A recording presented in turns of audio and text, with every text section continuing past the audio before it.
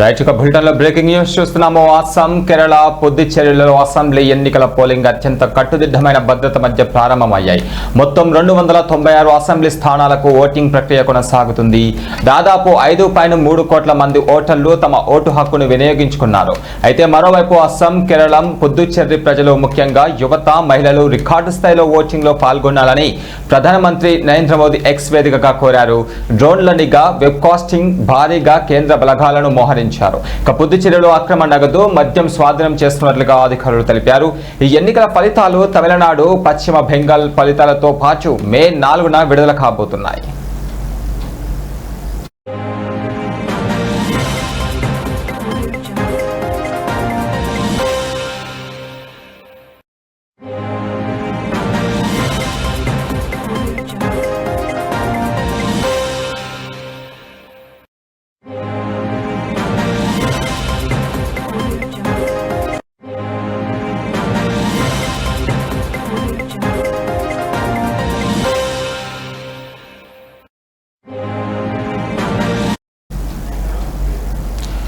ఇక అస్సాంలో బీజేపీ నేతృత్వంలోని ఎన్డీఏ వరుసగా 3వసారి విజయం సాధించాలని చూస్తుండగా గౌరవ్ గొగోయ్ నేతృత్వంలోని కాంగ్రెస్ కూటమి గట్టి పోటీనిస్తుంది. ఇక్కడ 126 సీట్లకు గాను 722 మంది అభ్యర్థులు బరిలో ఉన్నారు. ఈ కేరళలోని ముఖ్యమంత్రి పినరయి విజయన్ నేతృత్వంలోని ఎల్డీఎఫ్ హ్యాట్రిక్ విజయంపై కన్నేగా ప్రతిపక్ష కాంగ్రెస్ కూటమి యూడీఎఫ్ ప్రభుత్వ వ్యతిరేకతపై ఆశలు పెట్టుకుంది. ఇక బీజేపీ కూడా ఇక్కడ తన ఉనికిని చాటుకోవాలని ప్రయత్నాలు చేస్తుంది.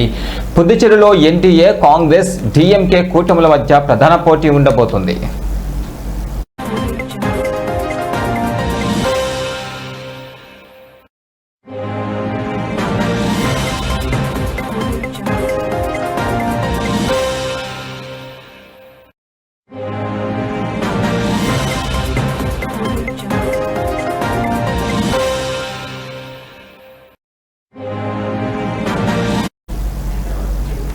అయితే నటుడు విజయ్ నేతృత్వంలోని తమిళగ వెట్రి కళగం పార్టీ పోటీలో ఉండడం వల్ల ఫలితాలు ఎలా ఉంటాయి అనేది ఆసక్తికరంగా మారింది.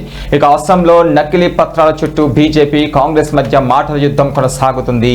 కేరళలోని పాలక్కడంలోని బీజేపీ అభ్యర్థి శోభా సురేంద్రన్ డబ్బులు పంచుతున్నారంటూ కాంగ్రెస్ ఆరోపణలు చేయగా ఆమె వాటిని ఖండించారు.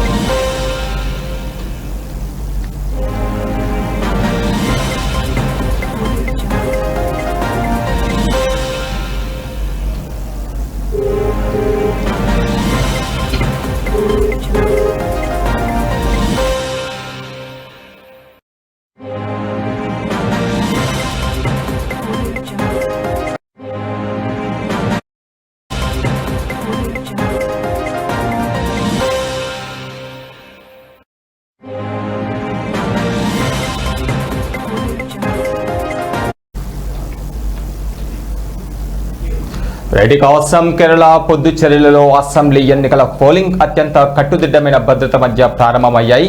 మొత్తం 296 అసెంబ్లీ స్థానాలకు ఓటింగ్ ప్రక్రియ కొనసాగుతుంది. దాదాపు 5.3 కోట్ల మంది ఓటర్లు తమ ఓటు హక్కును వినియోగించుకోబోతున్నారు.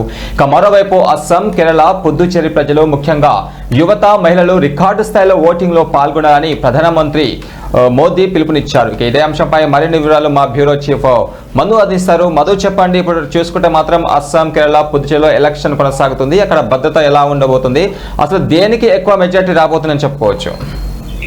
గురు 3 రాష్ట్రాల్లో పోలింగ్ ఉదయం 10 గంటలకు కూడా ప్రారంభమైంది. కూటమిల మధ్య హోరహోరీగా పోరు కూడా జరిగింది. ఇక 3 రాష్ట్రాల అసెంబ్లీ ఎన్నికల పోలింగ్ కూడా ఉదయం నుంచి కూడా ప్రారంభమైంది. ఇది అస్సాం, కేరళ, పుదుచ్చేరిలో కట్టుదిట్టమైన భద్రత మధ్య ఓటింగ్ కూడా జరుగుతుంది. 5.3 కోట్ల మంది ఓట్లతో భారీగా పోలింగ్ కూడా ఉత్సాహంగా ఉండి క్యూ లైన్ లో కూడా ఓటేసేందుకు కూడా ఉన్నారు. అయితే పుదుచ్చేరిలో ఎన్డీఏ వర్సెస్ కాంగ్రెస్, డిఎంకే పోరు ఎక్కువగా ఉందట. ఎన్నికల ఫలితాలపై ఉత్కంఠగా ఉంది. అయితే మే నెల వెలువడనున్న మే నెల ఇప్పుడు ఎలక్షన్ కౌంటింగ్ జరుగుతుంది, ఓటింగ్ జరుగుతుంది.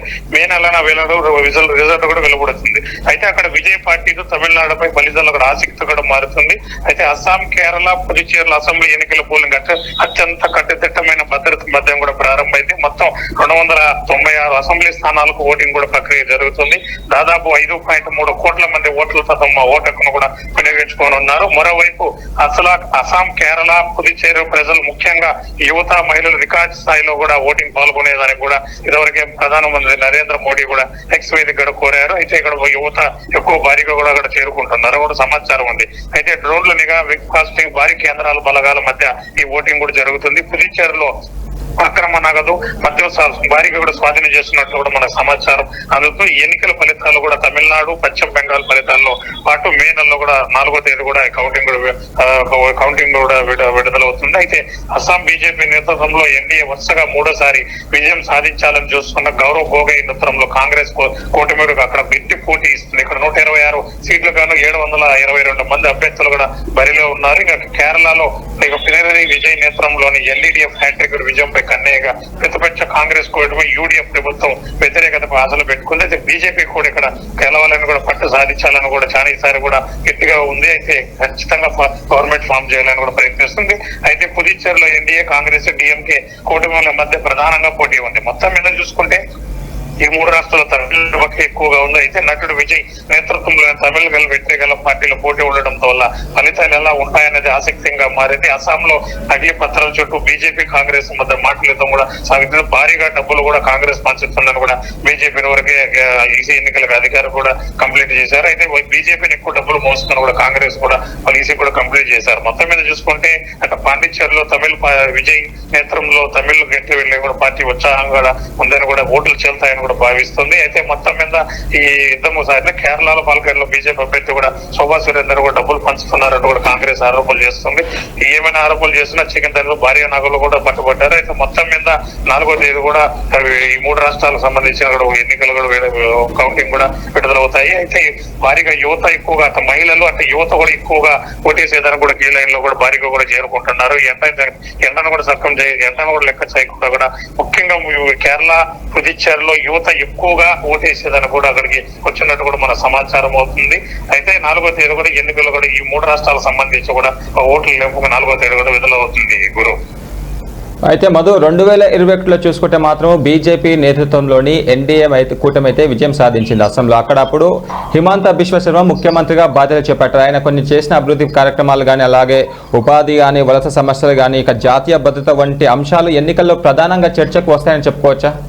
ఖచ్చితంగా చెప్పొచ్చు. అస్సాంలో అయితే బీజేపీ నేతలు 3వసారి ఎట్టి పరిస్థితులు అక్కడ చేయాలని కూడా ప్రచారం చేశాడు. మోడీ తిరిగారు, మాట్లాడారు. కానీ ఇప్పుడు ఉండే సర్వేల ప్రకారం చూస్తే కూడా అస్సాంలో బీజేపీ నేను వస్తుంది. కానీ అది ఓటింగ్ తర్వాత అది ఓటింగ్ ఇప్పుడు భారీగా ఇక్కడ చేరుకుంటున్నారు. అయితే మోడీ దీంట్లో ఉండే నాయకులు కానీ భారీగా అక్కడ చేరుకుని కూడా ఓటర్లని కూడా ఖచ్చితంగా ఓటర్లు ఇప్పించే కూడా చూస్తున్నారు. అయితే 3వసారి కూడా హ్యాట్రిక్ కొడతారని కూడా ఇప్పుడు బీజేపీ గట్టిగా భావిస్తుంది. అయితే ఇక్కడ కాంగ్రెస్ కూటమి కూడా గట్టిగా పోటీ చేస్తుంది. ఇక్కడ 120 సీట్లు ఉన్నాయి. కానీ ఇప్పుడు 722 మంది అభ్యర్థులు బరిలో ఉన్నారు. అక్కడ 22 మంది బరిలో ఉన్నారు. కానీ బీజేపీని మొగ్గు చూపుతున్నారు. బీజేపీ వచ్చే కూడా అవకాశం ఉంది. కానీ మనకు వచ్చిన సమాచారం కానీ ఇప్పుడు ఓటింగ్ జరుగుతుంది కదా, మనం ఇప్పుడే చెప్పలేము. ఓటింగ్ కౌంటింగ్ తర్వాత ఏ పార్టీకి ఏది వస్తుందో చేయాలి. కానీ బీజేపీ అయితే 3వసారి యాక్టివ్ కొత్త వాళ్ళు గట్టి నమ్మకంతో కూడా ఇక్కడ ఉంది. ఇంకా కేరళలో కూడా అక్కడే పరిస్థితి ఉంది. బీజేపీ ఈసారి కేరళలో పట్టు సాధించాలి, సరే అక్కడ ప్రభుత్వం ఏర్పాటు చేయాలని గట్టిగా పోరాడింది. అక్కడ గట్టిగా తిరిగినారు, గట్టిగా బీజేపీ కూడా పోరాడింది. కానీ కొన్ని సర్వేలు చూస్తే మాత్రం పశ్చిమ బెంగాల్ మమతా బెనర్జీ వస్తుందో కూడా అంటున్నారు. కానీ కేరళలో ముఖ్యమంత్రి పినరయి విజయ్ నేతృత్వంలో కూడా ఎల్డీని హ్యాట్రిక్ కొట్టినట్టు కూడా ఆయన చెప్తున్నారు. కానీ ఆడ బీజేపీనే వస్తుందని కూడా బీజేపీ ఆశాభావులు ఎక్కువగా ఉన్నారు. అయితే మొత్తం మీద యువత, మహిళలు ఎక్కువగా ఓటింగ్ చేస్తున్నారు. ఏం చేస్తున్నారు మనకు తెలియాల్సి కూడా ఉంది. అయితే మొత్తం మీద చూసుకుంటే 4వ తేదీ కౌంటింగ్ వరకు మనం వేచి చూడాల్సిన పరిస్థితి కూడా ఉంది. గురు అయితే మధు మీరు చెప్పినట్టు చూసుకుంటే ఇందాక కేరళలో మాత్రం బీజేపీ గట్టిగా ప్రయత్నాలు చేస్తుంది. కానీ అక్కడ చూసుకుంటే ఇక ముందు 3 సార్లు వరుసగా పినరయి విజయ్ ముఖ్యమంత్రిగా బాధ్యతలు చేపట్టారు. ఇప్పుడు చూసుకుంటే మాత్రం ప్రధానంగా కేరళలో అయితే అభివృద్ధి, విద్య, ఆరోగ్యం, అలాగే నిరుద్యోగ సమస్య, సంక్షేమ పథకాలు కేరళలో కీలకంగా వేరుస్తున్నాయి ప్రతిసారి. ఈసారి కూడా ఇవే మళ్ళీ కొలిక్కి వచ్చే అవకాశాలు ఉన్నాయన్నా? ఖచ్చితంగా చెప్పొచ్చు. బీజేపీ ఇప్పుడే మేనిఫెస్టో కూడా చెప్పింది, ఏది చెప్పిందో అదే విధంగా దానికి రెట్టింపుగా కూడా బీజేపీ చేస్తున్న కూడా చెప్పింది. దాంతో ఉత్సాహం ముఖ్యంగా యువతకి మహిళలకి ఎక్కువ ప్రాధాన్యత ఉంది. ఆ ప్రాధాన్యతతోనే ఇప్పుడు ఓటింగ్ బ్యాంక్ కూడా మహిళలు యువత ఎక్కువగా చేరుకుంటున్నారు, ఓటు కూడా వేస్తున్నారు. ఖచ్చితంగా బీజేపీ ఫామ్ చేస్తున్నా కూడా నాయకులు కావచ్చు, ముఖ్యమంత్రి నాయకులు కావచ్చు, మాజీ మంత్రులు కావచ్చు, వీళ్ళు కూడా గట్టిగా ఉన్నారు. కానీ ఈసారి హ్యాట్రిక్ కోర్టు ఖచ్చితంగా బీజేపీనే వస్తుంది, సంక్షేమ పథకాలు మమ్మల్ని గెలుస్తున్న కూడా నాయకులు కూడా గట్టిగా నమ్ముతున్నారు. కానీ ఇప్పుడు ఓట్లు యువత ప్లస్ మహిళలు ఎక్కువగా వస్తున్నారు కాబట్టి, ఓటు ఎక్కువగా ఉంటుంది కాబట్టి మనం రేపు 4వ కౌంటింగ్ వరకు వేచి చూడాల్సి వస్తుంది. భవిష్యత్ ఏ విధంగా ఉందో ఈ విధంగా ఉంది. అస్సాంలో అయితే బీజేపీ నేతృత్వంలో ఖచ్చితంగా బీజేపీ కంటిన్యూ వస్తున్నా కూడా బీజేపీ నాయకులు కూడా ఆశాభావం కూడా చెందుతున్నారు. అదే కాదు తమిళనాడులో కూడా పాండిచ్చేరిలో కూడా విజయ్ టీఎంకే పార్టీ పెట్టిన నేతృత్వంలో అక్కడ పాండిచ్చేరి కూడా భారీగా కూడా ఎక్కువగా అక్కడ యువత మహిళలు ఎక్కువగా ఉన్నారు. విజయ్ వెట్రికల్ పార్టీకి వేస్తారా లేదంటే కూటమి పార్టీకి వేస్తారా కూడా మనం వేచి చూడాలి కూడా పరిస్థితి ఉంది. అయితే మొత్తం మీద చూసుకుంటే మొత్తం మీద రాష్ట్రంలో 3 రాష్ట్రాల ఎన్నికలకు 4వ తేదీ కౌంటింగ్ జరుగుతుంది. ఆ కౌంటింగ్ తర్వాత రిజల్ట్ మనం చూడాలి పరిస్థితి కూడా ఉంటుంది. అయితే మొత్తం మీద చూసుకుంటే ఇప్పుడు 3 రాష్ట్రాల్లో చిన్న రాష్ట్రమైన పుదుచ్చేరిలో ముఖ్యంగా చూసుకుంటే లాస్ట్ 2021లో అయితే ఏఐఎన్ఆర్సీ అలాగే బీజేపీ కూటమి విజయం సాధించింది. అప్పుడు రంగస్వామి అయితే ముఖ్యమంత్రిగా బాధ్యతలు తీసుకున్నారు. ఆయన బాధ్యతలు తీసుకున్న తర్వాత అయితే అభివృద్ధి, పర్యాటకం అలాగే ఉద్యోగం, ఇంకా ముఖ్యంగా చూసుకుంటే అయితే ఆ పుదుచ్చేరి రాష్ట్రానికి అలాగే కేంద్రంలో ఉన్న పార్టీకి అయితే సత్సంబంధాలు చాలా చక్కగా సరిదిద్దారు. అదే ఇప్పుడు ప్లస్ పాయింట్ అని చెప్పుకోవచ్చా, లేదంటే మరోపక్క చూసుకుంటే నటుడు విజయన్ కూడా అక్కడ పోటీ చేస్తున్నాడు. ఈ విజయన్ పోటీ చేయడం వల్ల అక్కడ మైనస్ ఏమైనా అయ్యే ఛాన్స్ ఉన్నాయా? ఖచ్చితంగా నువ్వు చెప్పినట్టు ఆయన ముఖ్యమంత్రికి మంచి పేరు ఉంది, సంక్షేమ పథకాలు కూడా భారీ చేశారు. ఆయన కంటిన్యూగా ఆదర్శ సైకిల్లో కూడా వస్తాడు, సాధారణంగా ఉంటాడు, అవినీతి మీద ఏమీ లేదు, ఆయనకి మంచి రికార్డు స్థాయిలో ఉంది, కంటిన్యూగా ముఖ్యమంత్రి ఆయనే ఉన్నాడు కూటమితో.